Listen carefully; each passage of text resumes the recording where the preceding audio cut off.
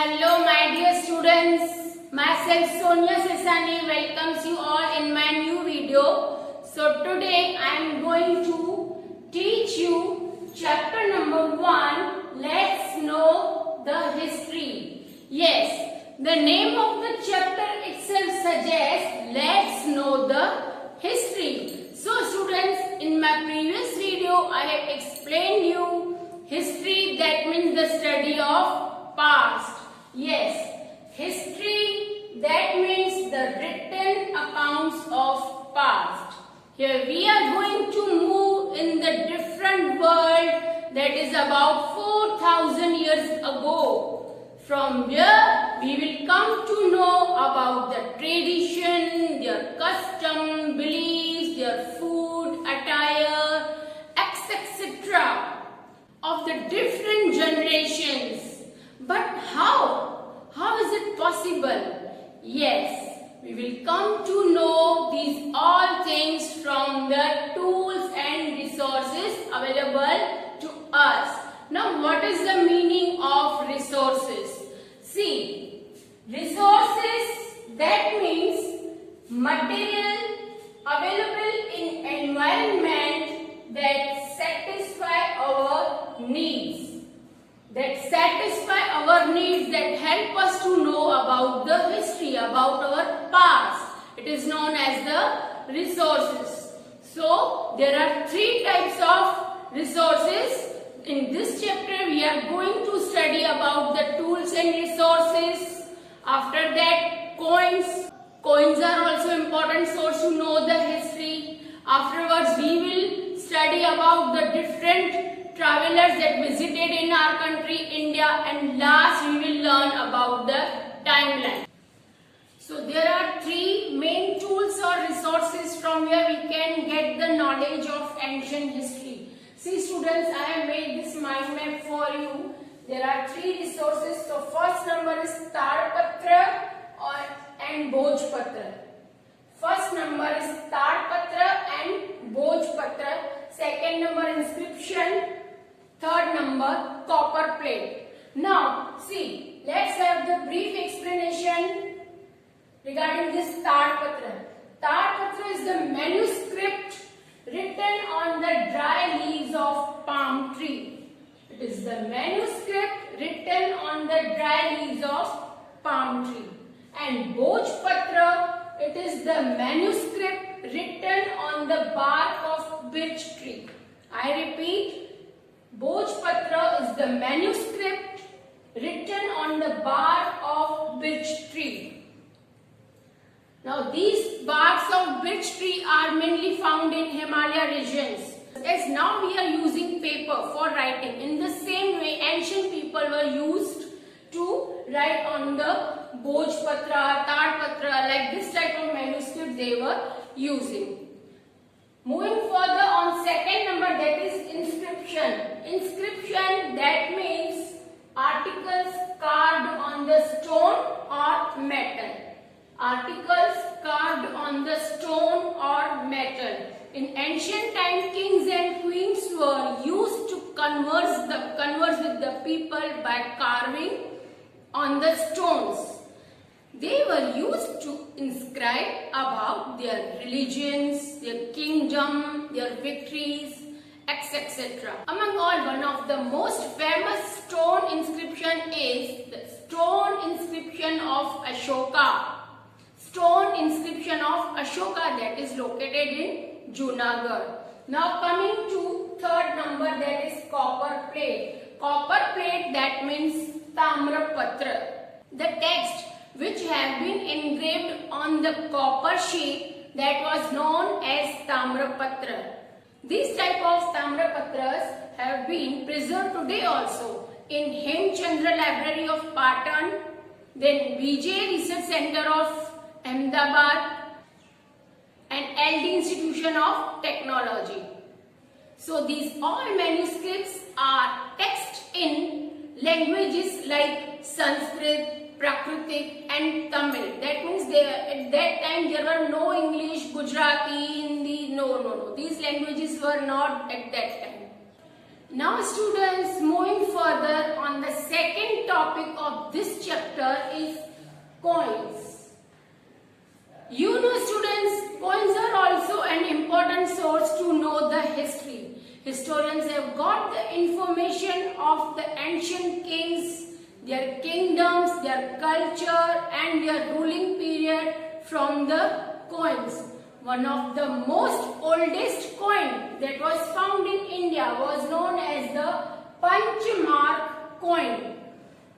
Why this coin was known as Panchmark coin? Because the name itself suggests that coin bear the 5 symbols that were number 1 sun, number 2 6-armed Megadha, number 3 bull on hilltop, number 4 Indradwaja and number 5 elephant. These coins were marked as Panchmark coin. Why so? What was the reason behind that? Because of their irregular shapes. These coins were manufactured in the different techniques. These coins do not have the regular shape. Only and only for this purpose, these coins became famous as Panchmark coins. These coins were issued by the Megadha dynasty. As here I explained you in number 2.6-armed Megadha. That means these coins were issued through the Megadha dynasty. One of the interesting thing about this Panchmark coin is that these coins were created by pressing the metal into the mold. In this way, their manufacturing technique was totally different. Other than this type of coins, another coins of silver, gold, copper, coins of Greek, Mauryan and Guptas were also found in India. We get the information of their kings' social lives, political life, their religious, these all type of information we get from the coins.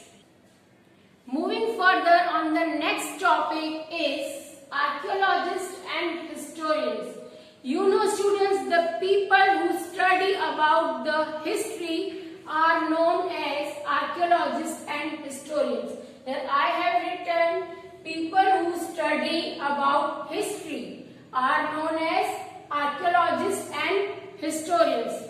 These people go from place to place, they dig out the houses, collect the bones, stones, sample of food, etc. to reconstruct the past and make us aware about the history.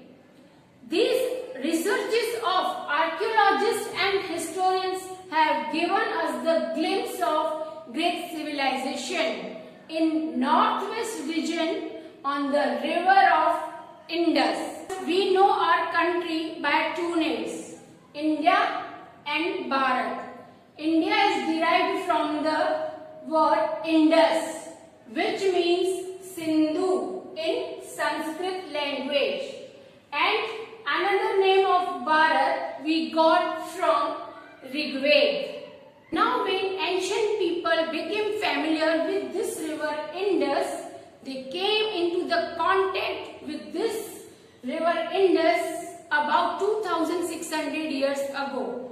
So people of Iran called this river Indus as Hindos, and people of Greece called this river Indus. Now students, as earlier I explained you, historians and archaeologists are the people who study about the history. They are used to move from country to country, place to place. They dig their house, they dig the houses and collect the remains or evidence to reconstruct the past and make us aware about the history. So from our country, India, also so many historians are moving into other countries to collect the information about the history. Okay, in the same way, different travelers have also visited in our country, India.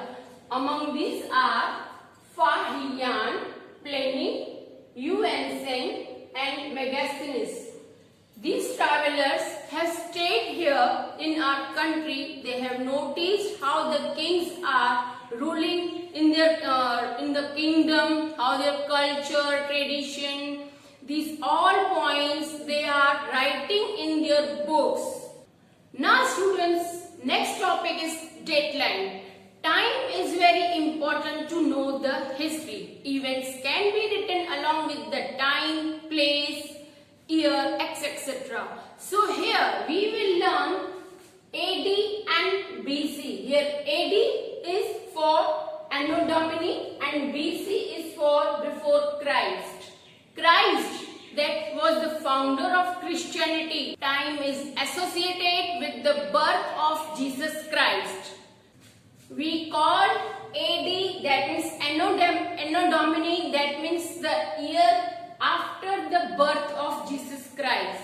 Here BC, that means the years or centuries before the birth of Jesus Christ. Hope these concepts are very clear in your mind. Refer this video 2 to 3 times until and unless your concepts are clear. Up till, bye bye.